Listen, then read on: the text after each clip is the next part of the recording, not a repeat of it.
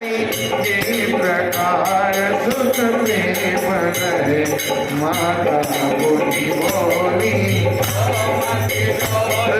तरहु तात यारो शिशु लीला अति प्रिय शीला यह सुख परम सुनि वचन सुजाना रोदन काना बालक सुर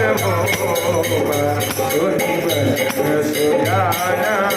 रोदन खाना कोई बालक सुर यहाँ